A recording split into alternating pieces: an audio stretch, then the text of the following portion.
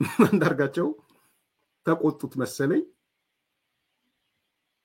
ኤንድ አዲስ ኮምፓስ በእርግጠኝነት አፌን ሞልቼ ነው የምናገረው ባሳደረበት ጫና የጻፍኩት መጽሐፍ ተሳስቻለሁ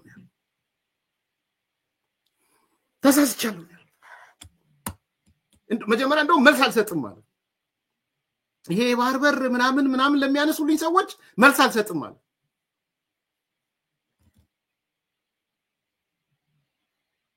እኔ ማለት በዘር ማንዘሬ በምናምኔ ባንዳይ የሌለብኝ ነው አለ ያቺ ትርክቷ መጣች ሌላ ጊዜ ተውትሱ ወጣ ቋም ነው ያለኝ አለ ቀጠለና ግን ቀደም ብዬ በጻፍኩት መጽሐፍ ባለማሰላሰል በደንብ ሳልመረምር የጻፍኩት ነው ሳልሰክን የጻፍኩት ነው ለኔ አቶ አንዳርጋቸው ዛሬ በአደባባይ አቃጥሎታል መጽሐፍ በአደባባይ ነው ያቃጠለው በአደባባይ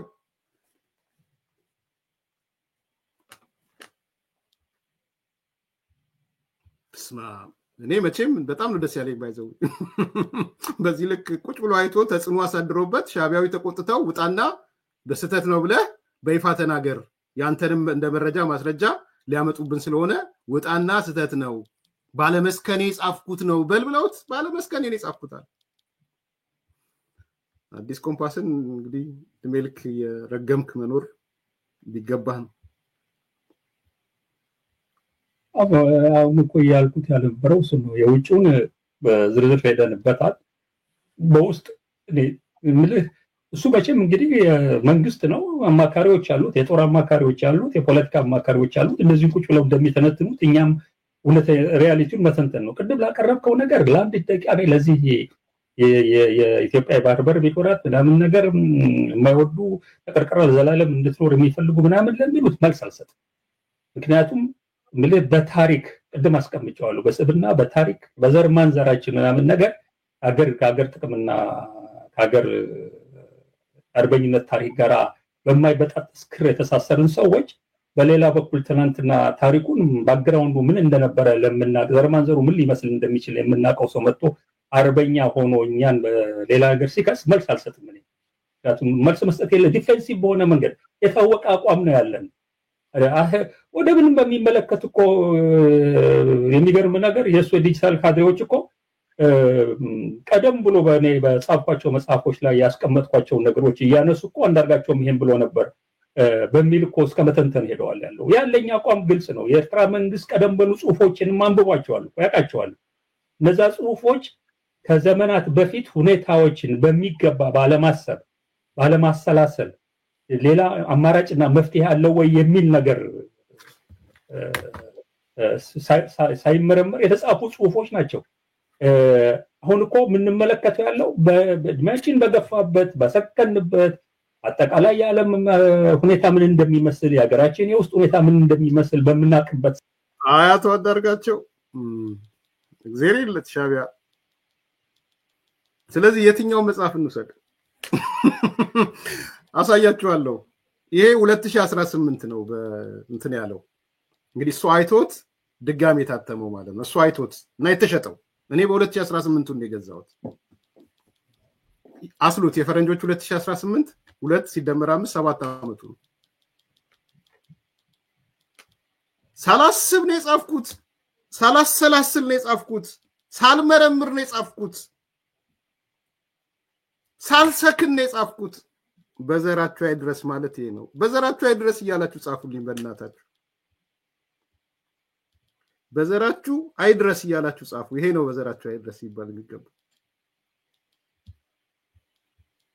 አዎችን በሚገባ ባለማሰላሰል ሌላ አማራጭና መፍትሄ አለው ወይ ነገሮች እያነሱ እኮ አንዳርጋቸውም ይሄን ብሎ ነበር በሚል እኮ እስከ መተንተን ሄደዋል ያለው ያለኛ አቋም ግልጽ ነው የኤርትራ መንግስት ቀደም ብሎ አልሰጥም እኔ ምክንያቱም መልስ መስጠት የለ ዲፌንሲቭ በሆነ መንገድ የታወቀ አቋም ነው ያለን ወደ ምንም በሚመለከት እኮ የሚገርም ነገር የሱ ዲጂታል ካድሬዎች እኮ ቀደም ብሎ በኔ በጻፍኳቸው መጽሐፎች ላይ ያስቀመጥኳቸው ነገሮች እያነሱ እኮ አንዳርጋቸውም ይሄን ብሎ ነበር በሚል እኮ እስከ መተንተን ሄደዋል ያለው። ያለኝ አቋም ግልጽ ነው። የኤርትራ መንግስት ቀደም ብሎ ጽሁፎችን ማንበቧቸዋል ያውቃቸዋል። እነዛ ጽሁፎች ከዘመናት በፊት ሁኔታዎችን በሚገባ ባለማሰብ ባለማሰላሰል ሌላ አማራጭና መፍትሄ አለው ወይ የሚል ነገር ሳይመረመር የተጻፉ ጽሁፎች ናቸው። አሁን እኮ የምንመለከተው ያለው በእድሜያችን በገፋበት በሰከንበት አጠቃላይ የዓለም ሁኔታ ምን እንደሚመስል የሀገራችን የውስጥ ሁኔታ ምን እንደሚመስል በምናውቅበት ሰዓት ላይ ነው እየተነጋገርን ያለ ነው እንጂ በስሜትና በሌላው መንገድማ እነሱ ብቻ አይደሉም ያለው። አይ ካን ቴል ዩ በዚህ ልነግር ይችላል ያለው ኢቭን የኤርትራ መንግስት በእነዚህ አይነት ጉዳዮች ላይ እኔ ያለኝን አቋም በደንብ ነው የሚያውቀው። የኤርትራ መንግስት ነው ያለው። ስለዚህ ይሄንን እኔ ዲፌንስ ማለት ነገር ግን እነዚህን ነገሮች በሚገባ በሰከነ መንገድ ከተመለከትካቸው ይሄንን ነው እኔ በሂደት ከዘመናት በኋላ የደረስኩበት እንዲህ አይነት አካሄድ ሊሰራ አይችልም። ያለም አቀፍ ህግ አጠቃላይ ያለም አቀፋዊ ሁኔታዎችን አይፈቅዱልህም። ሁለተኛ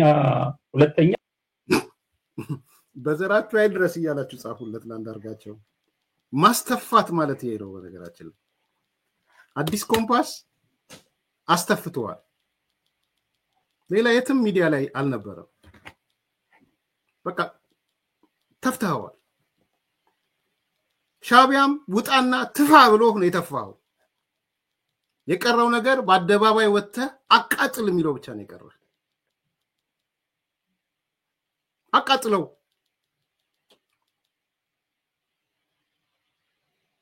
ሲጀምር አልናገርም ማለት ይሄ ባርበር የሚሉ ምናምን የሚሉ የፈለገ ነገር ያወሩ አልናገርም ማለት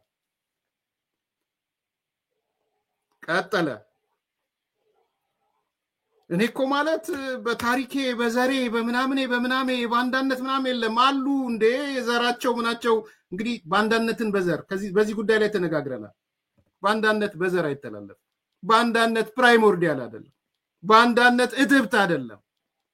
የባንዳ ልጅ ባንዳ የጀግና ልጅ ጀግና የሚባል ቲዮሪ የለም፣ ኖሮም አያውቅም። እንዲህ የሚባል ነገር የባንዳ ልጅ ባንዳ የጀግና ልጅ ጀግና የሚባል አስተሳሰብም አመለካከትም የለም። የባንዳ ልጅ ሆነ ጀግና ትሆናለህ፣ የጀግና ልጅ ሆነ ባንዳ ትሆናለህ። ስለ ቤተሰቦቹ አላውቅም፣ ስለ አንዳርጋቸው ጀግናዎች ሊሆኑ ይችላሉ። እሱ ግን ደንበኛ ባንዳ ነው። እሱ አይደለም። ቀጠለናስ ወጣ አቋም ነው ያለኛል። ኦኬ ወጣ አቋም ካለ ለምንድን ነው የጻፍኩት ተሳስ ወጣ አቋም ካለ ትክክል ነኝ፣ ወጥ ነው የጻፍኩት ነገርም ልክ ነው የምትለው። ወጣ አቋም አለኛልና እርግጥ ነው የጻፍኩት በስሜት ባለማሰብ ባልሰከነ መንገድ ሳልሰክን የጻፍኩት። ይሄን ደግሞ ኤርትራኖችም ያውቃሉ፣ ነግሬያቸዋለሁ። ምንድነው የነገራቸው ለኤርትራ? ለሻቢያ ምንድነው የነገረው? አትቀየሙኝ፣ የጻፍኩት ጽሁፍ ሳልሰክን ነው። አትቀየሙኝ፣ የጻፍኩት ጽሁፍ በደንብ ማሰብ ሳልችል ነው። አትቀየሙኝ፣ የጻፍኩት ጽሁፍ ባለማሰላሰል ነው። ከዚህ በላይ መጥፋት አለ? አስተፋውህ። እኔ ኤርሚያስ በኩራት ነው የምናገረው። በዚህ ልክ ያስተፋ ያለም አይመስለኝም። አንድ ሰው የጻፍኩት መጽሐፍ ሳላስብ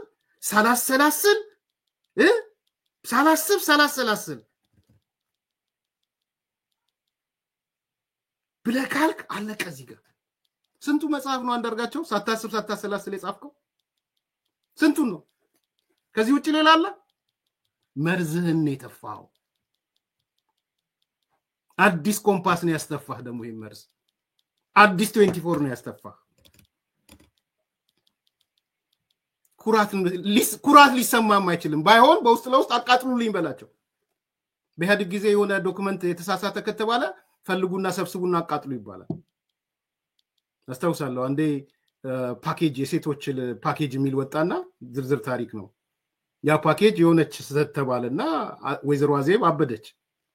እኛንም ተባረሩ ተብለን ብዙ ሌላ ነገር ውስጥ እንዳልገባ የሴቶች ፓኬጅ የሚል በ20 ሚሊዮን ብር ታተመ የሴቶች ፓኬጅ ለካ ወይዘሮ አዜብ አቶ መለስን ጠምዝዛው ሌላ ነገር ውስጥ ከተዋለች በሰነዱ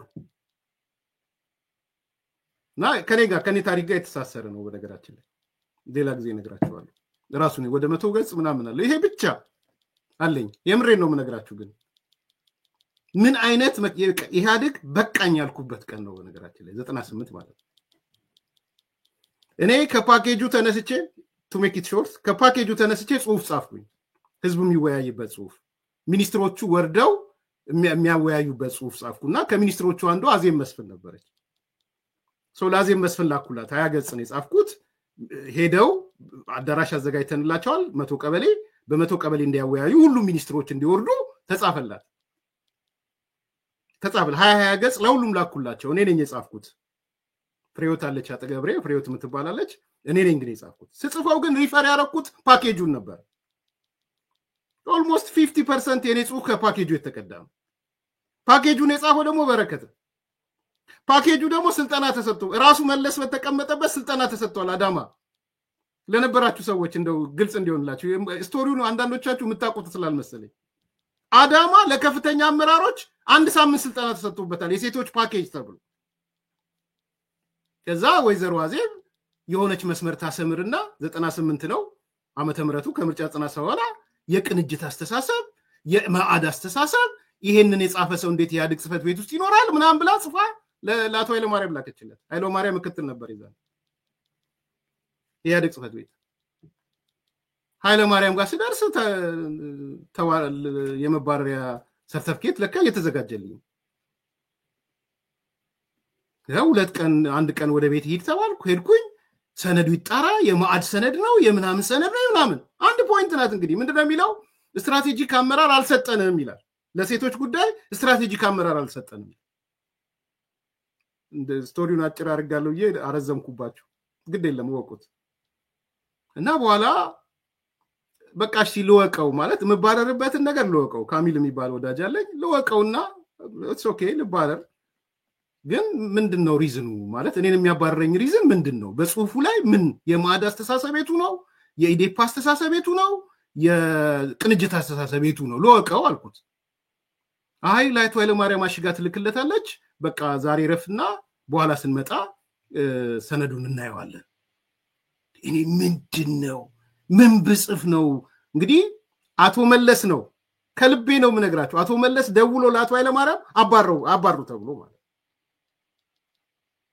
እውነት ለመናገር ከጎኔ የቆመው አቶ በረከት ነው እኔ ይሄንንም መመስከር ፈልጋለሁ ከጎኔ ቆሟል አቶ በረከት ይዛል ለምንድነው አቶ በረከት የቆመው ደግሞ 50% ጽሁፉ በተለይቺ ዋና የተባለችው በረከት ነው የጻፈው የፓኬጅ ብሎ የጻፈው ነው ያ ሁሉ ካድሬ ሰልጥኖበት 20 ሚሊዮን ብር ተወጥቶ የታተመ ሰነድ ነው ከዛ በኋላ በንጋታው በቃ እና ተባልኩ ስመጣ የወይዘሮ አዜብ ሰነዱን ኮልኮዋለች ምናምን ተባለ ታቶ ኃይለ ማርያም ጋር ስንሄደራቺ አበደች ሴትዮ ኮልኮዋለች ሰነዱን እንዲህ ያለች ነው ይሄን ሰውዬም ልታሳብደው ነው እኛንም ልታሳብደን ነው ይሄ ያቶ ኃይለ ማርያም ደሳለኝ ቃል ነው በነገራችን ላይ ቁጭ ብዬ እኔ ከዛ ገለጥ ሳረጋው የማዕድ አስተሳሰብ የቅንጅት አስተሳሰብ ምናምን የሚል ተሰምሮበታል ከዛ ብቻዬን ሳኩኝ ካሚልም አቶ ኃይለ ማርያም ምንድነው what's going on ምንድነው አሉ እንዴ አቶ ኃይለ ማርያም ሪሊ ይሄ ነው የቅንጅት አስተሳሰብ ይሄ ነው የማዕድ አስተሳሰብ ይሄ ነው እኛን የሚያባርረን ኦኬ እዛ ሼልፍ ላይ የሴቶች ፓኬጅ አለ አምጣውና የሴቶች ፓኬጁን ገጹን አንብባው ይሄን ሰነድ ታነበዋለ እሱ ፓኬጁን ያነባል እኛ ሰነዱን እናነብር ነው እኛ ፓኬጁን እናነባል እሱ ሰነዱን ያነባል የቃላት እንኳን ልዩነት የለውም ለሴቶች ስትራቴጂክ አመራር አልሰጠንም የሚለው የፓኬጁ ጽሁፍ ነው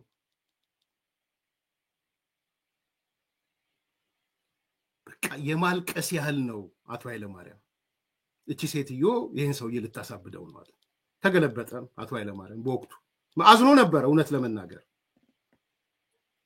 ፋይናሊ እንደ to make it short ወይዘሮ ዝመጣን አዳራሽ ስብሰባ ተደረገ ፓኬጁን እና አክት አደረገች መታ እኔ በዚህ ሰነዳ ሴቶች አላወያይም አንገቴ ቢቆረጥ የጥላት ሰነድ ይዤ አልገባም ምናምን አለች ሚኒስትሮቹ ሁሉ በተሰበሰቡበት እኛም ተንኮል ሰርተን ስለነበረ አዋረድናት እዛው ፓኬጁን አንብበን እሱን አነበብንላት ደነገጠች ከዛ ፓኬጁም የጥላት ሰነድ ነው አለች ፓኬጁም የጥላት ነው ስትል አይ ወይዘሮ አዜብ እንግዲህ የጥላት ሰነድ ከሆነ አቶ በረከትን ጠይቂው ፓኬጁን ያዘጋጀው አቶ በረከት ነው ከዛ በ15ኛው ቀን አቶ መለስ ጋር ሄድን ልጨርሰው ነው ስንሄድ ፊቱ ተኮሳትሯል ጥሩ ስሜት የለው ምናምን ከዛ አቶ በረከትን ያንን ሰነድ አቃጠልከው ሰብስባ አቃጠልክ እኛ የሰማነው ነገር የለም ለካ የዛ የ20 ሚሊዮን ሰነድ ተሰብስቦ እንዲቃጠል ወስኗል ለካ አቶ መለስ ሰብስባ አቃጠልክ አላቃጠልክ ማለት አይ የሰበሰብ ምን እንደግመልሽን ትሮጣለህ ሰነዱ ሰብስብና አቃጥላ መጽሐፍ እኮ ነው 20 ሚሊዮን ብር የታተመ መጽሐፍ ተሰብስቦ ተቃጠለ to make it long story short እኔ ግን ከያድግ አፋተኝ ዘን ያድግ ውስጥም ብኖር አልነበርኩም ከዛ በኋላ ለካ የሆነች ሐሳብ የተለየ ቢጻፍ አደጋ ውስጥ ነው ለካ መገባው የሚል እንኳንም ከፓኬጁ ጻፍኩኝ ብዬ ማለት ኤኒዌይስ ያ የ20 ሚሊዮን ብር መጽሐፍ ተሰብስቦ ተቃጠለ አቶ አንዳርጋቸው አቃጥለው ውጣና እዚህ ላይ የጻፍከው ነገር በስሜት ከጻፍክ በማለማሰላሰል ከጻፍክ ባለማሰብ ከጻፍክ ኤርትራያኖችም ካወቁ ውጣና አቃጥለው የቀረህሱ ምንድነው የጻፈው ለምንድነው የደነገጠው ምን ስለጻፈ ነው አጀንዳ ሆነ የኢትዮጵያ መንግስት አጀንዳ አረገበት ደነገጠ አንዳርጋቸው ደነገጠ because እዚህ ላይ የጻፈው ነገር የመንግስት አጀንዳ ሆኗል ከገዘው 9 እስከ 320 ማለት በነገራችን ላይ ይሄ መጽሐፍ የተጻፈው ማለት እዚህ ሀገር የታተመው ይሄው ይሁት ኮፒራይት ስንት ይላል 2018 ታዲያ ምን ነው አቶ አንዳርጋቸው 2018 ላይ ቀዳዳል ጣልከው ይሄው እዚህ ላይ እንድታዩት ስለፈለኩ ገጽ 309 ላምብብላችሁ ምን እንዳለ ምን እንዳስደነገጠው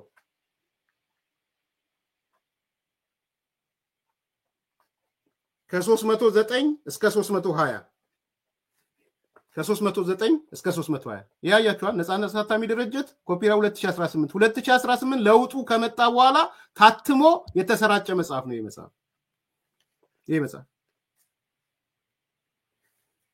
4-5 ነገር ነግራችኋለሁ ዛሬ አቶ አንዳርጋቸው የደነገጠው ወደ ይዘቱ ግቡና የደነገጠው የዚህ መጽሐፍ አጀንዳ የመንግስት አጀንዳ ሆኗል አሁን የት ያስገባው ስለዚህ ራሱን መቀመቅ ከቶ ራሱን አዋርዶ ጭቃ ላይ ጭቃ ለጭቃ ሄዶ በስሜት ነው የጻፍኩት ባለማሰላሰል ነው የጻፍኩት ያለ ዕውቀት ነው የጻፍኩት ሳልሰክን ነው የጻፍኩት አያሳፍርም ሰው በ80 ዓመት እድሜው በዚህ ደረጃ ሲመጣ ይሄ እኮ 2018 ምን ነው 2018 ላይ አልቀነስከው ለምን አልቀነስከው ሰው ሲያሳትም እኮ እዚህ ሀገር ነው የታተመው ነፃነት ፐብሊሸር አሜሪካን ሀገር ያለ ፐብሊሸር ነው የግንቦት 7 አሳታሚ ድርጅት ነው የግንቦት 7 ነው በነገራችን ላይ ነፃነት ፐብሊሸር ንብረትነቱ የግንቦት 7 ነው ምን ነው የዛኔ ሲያሳትሙና ገንዘብ ሲሰበስብ አይ ከገጽ 309 እስከ 300 ያለውን አውጣልኝ ለምን አላልክም ዛሬ መንግስት አጀንዳ አደረገው እያንዳንዱ ቤት ቶፒክ ሆነ ነግራችኋለሁ ከመጽሐፉ ላይ 1 2 3 ብዬ ደደብነኝ እያለ ነው። ቴንክ ዩ። አንደኛ ገጽ 310 ወያኔ እንደ ድርጅት በስነ ስርዓት ከመቆሙ በፊት ነበር የተወሰኑት የድርጅቱ አባላት መቀሌ ከተማ በሚገኘው አንድ ቡና ቤት ውስጥ ከሻቢያ ተወካይ ጋር ባደረጉት ውይይት የኤርትራ ጥያቄ የቅኝ ግዛት ጥያቄ ነው ብለው የወሰኑት። ጉድበሉ ነው። በነገራችን ምን እያላችሁ እንደሆነ ገብቷችኋል? ህወሓት እንደ ድርጅት እንኳን አልወሰነም። የሆኑ የድርጅት አባላት ኩሽና ተገናኝተው ቡና ቤት ተገናኝተው የሻቢያ ሰው እየመጣና ከዛሬ ጀምሮ የቅኝ ግዛት ጥያቄ ነው በሉ አላቸው አሉ። ከዛ በኋላ የኩሽና ውሳኔ ነው፣ የቡና ቤት ውሳኔ ነው። የኤርትራ ቅኝ ገዥነትን የተወሰነው በቡና ቤት ነው። እኔ አይደለሁም፣ አንዳርጋቸው ጽጌ በገጽ 310 ላይ አንድ ቁጥር ጻፉ። አንድ የት እንደምትገባ እናያለን። ሁለተኛ የወያኔ አቋም የተወሰደው በአካባቢው የሚገኙትን የፖለቲካ ኃይሎች በተለይ ኢሃፓን ከሻቢያ ለመነጠልና ከሻቢያ የሚገኝን ቡራኬ በሞኖፖል ለመውሰድ ነበር።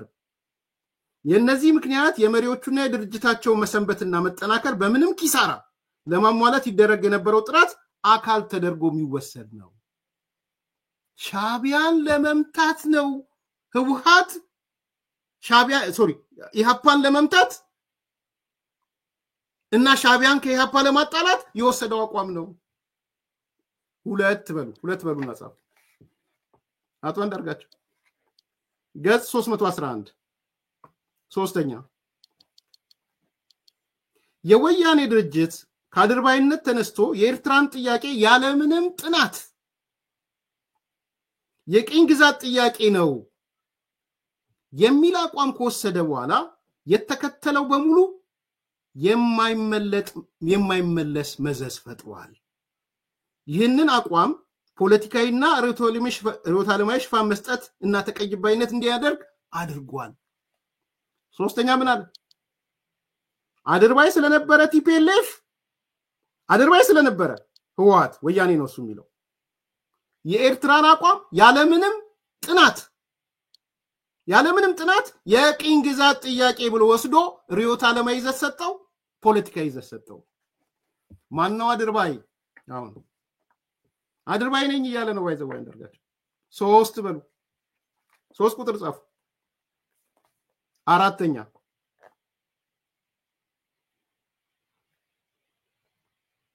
ወያኔ ባገኛቸው አጋጣሚዎች በተለይ በውጭ ሀገር በሚደረጉ ስብሰባዎችና ዲፕሎማሲያዊ ግንኙነቶች ለሻቢያ ሰፊ የፕሮፓጋንዳ ስራዎች ይሰራ እንደነበር ይታወቃል።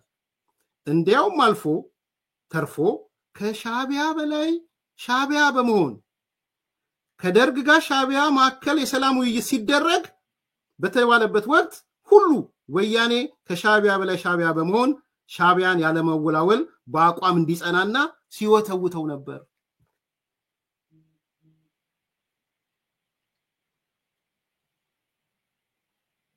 እየሰማችሁ ነው? አንዲን እየሰማችሁት? አንዲ ይሄን ነው በልጅነት ተሳስቼ ባለማሰብ ባለማሰላሰል ሳልሰክን የጻፍኩት ይሄን ነው እያለ ያለው።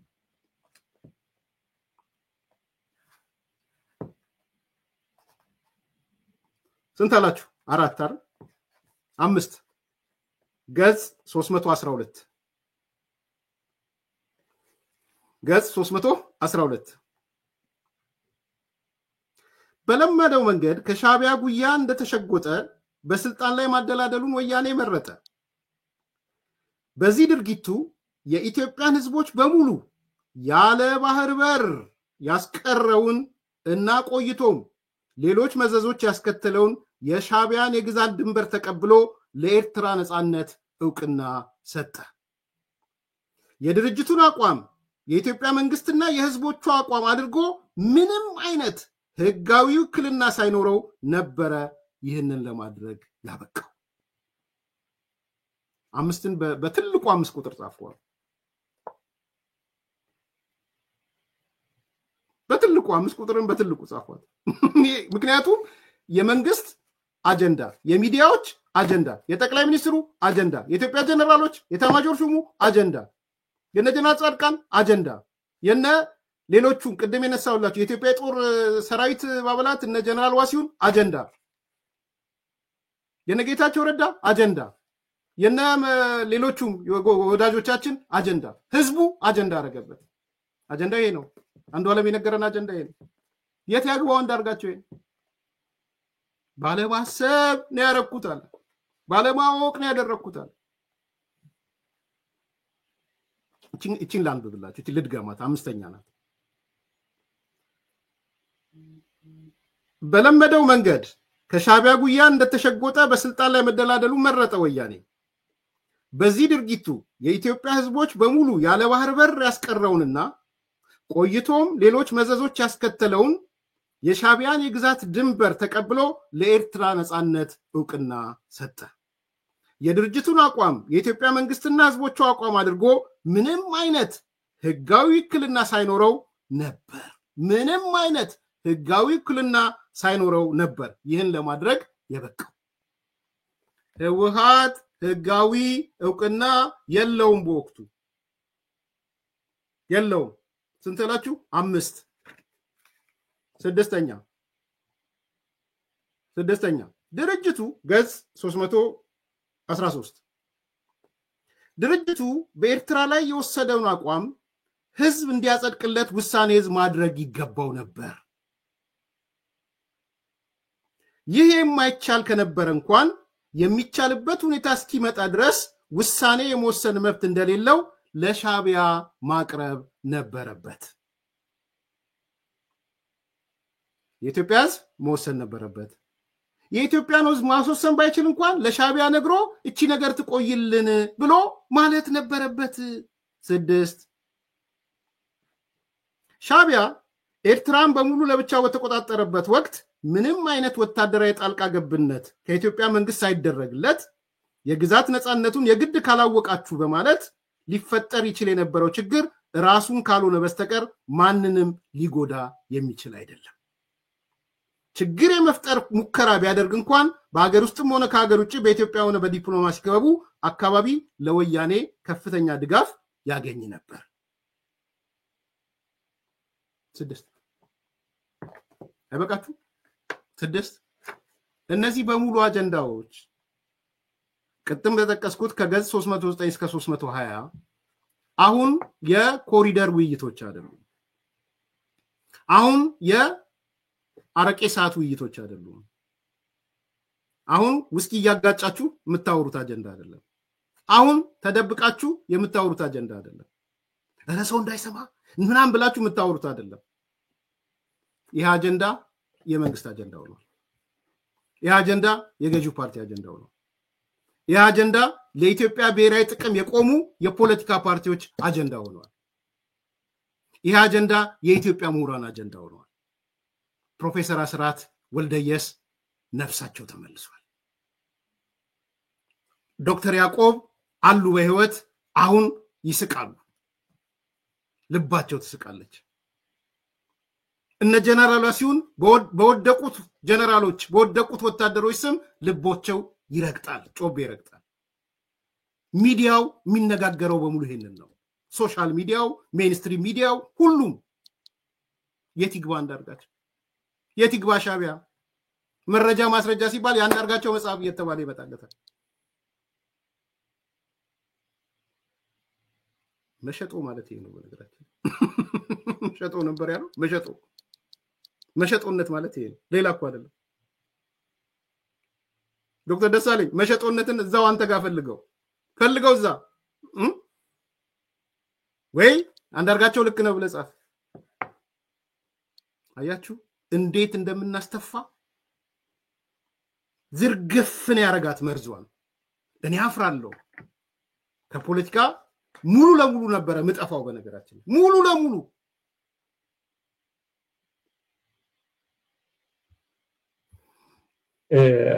ቅድም የጀመርነው ነገር እኔ በጻፍኳቸው መጽሐፎች ላይ ያስቀመጥኳቸው ነገሮች እያነሱ እኮ አንዳርጋቸውም ይሄን ብሎ ነበር በሚል እኮ እስከ መተንተን ሄደዋል ያለው ያለኛ አቋም ግልጽ ነው የኤርትራ መንግስት ቀደም ብሎ ጽሁፎችን ማንበቧቸዋል ያቃቸዋል እነዛ ጽሁፎች ከዘመናት በፊት ሁኔታዎችን በሚገባ ባለማሰብ ባለማሰላሰል ሌላ አማራጭና መፍትሄ አለው ወይ የሚል ነገር ሳይመረመር የተጻፉ ጽሁፎች ናቸው አሁን እኮ ምንመለከተው ያለው በእድሜያችን በገፋበት በሰከንበት አጠቃላይ የዓለም ሁኔታ ምን እንደሚመስል የሀገራችን የውስጥ ሁኔታ ምን እንደሚመስል በመናቅበት ሰዓት ላይ ነው እየተነጋገርን ያለ ነው እንጂ በስሜትና በሌላው መንገድማ እነሱ ብቻ አይደሉም ያለው አይ ካን ቴል ዩ ግዚ ልነግር ይችላልው ያለው ኢቭን የኤርትራ መንግስት በእነዚህ አይነት ጉዳዮች ላይ እኔ ያለኝን አቋም በደንብ ነው የሚያውቀው ገርን የኤርትራ መንግስት ነው ያለው ስለዚህ ይሄንን እኔ ዲፌንስ ያደርግ ነገር ግን እነዚህ ነገሮች 2018 ማለት እንግዲህ ከእስር ቤት ከወጣ በኋላ ኤዲትድ ሆነ የወጣ ነው ነፃነት ፐብሊሸር ያወጣው በፊት ታትሟል ልክ ነው እውነቱን ነው 97 ግን ይሄ እንደ አዲስ ኤዲተር ያ ኤዲት ያደረጉትንም ሰዎች ስለማቃቸው ነው አንደኛው ፋሲካ ይባላል የኔ መጽሐፍ ኤዲት ያደረገው አይ ኦፕንሊ ልናገር ብዬ እነ ፋሲካ ሌሎች ሁለት ሶስት ሰዎች አሉ የብሔር ስም ነው ፋሲካ ስላልሆነ ነው ፋሲካ ያልኩት እነዚህ ሰዎች ኮፒራይት እንትኑን ራሱ እንደ አዲስ ኤዲት አድርገው አንዳርጋቸው ከእስር ቤት ወጣ በኋላ እንዲመለከተው አድርገው የወጣ የተቸበቸበ መጽሐፍ የተሸጠ መጽሐፍ ያንዳርጋቸው መጽሐፍ እየተባለ የተቸበቸበ ነው ኳሱን ጨምሮ ማለት መቼ ነው እንደ ከእስር ቤት ወጥ በኋላ ወጣረል እንደ ኤዲት ሆኖ የተሸጠው ስለዚህ ምንድነው ጥያቄው ብትሉ ግን ትልቁ ነጥብ ይሄ አጀንዳ የኢትዮጵያ አጀንዳ ሆኗል ላይቀለበስ አጀንዳ ሆኗል የት ያርገው ምን ያድርገው ስለዚህ ሻቢያዎች አርጩም ያምተው ሱሪውን ዝቅ አድርገው አፈር ላይ አንከባለው ጭቃ ላይ አንከባለው ሂድና በስሜት ነው የጻፍኩት በአለውቀት ነው የጻፍኩት ያለ መረጃ ነው የጻፍኩት ብለ በላሉት ወጥቶ ተናገረ አያሳፍርም አያሳዝንም አያናድድም ላይክ አርጉ ሰብስክራይብ አርጉ ሼር አርጉ መልካም ቀን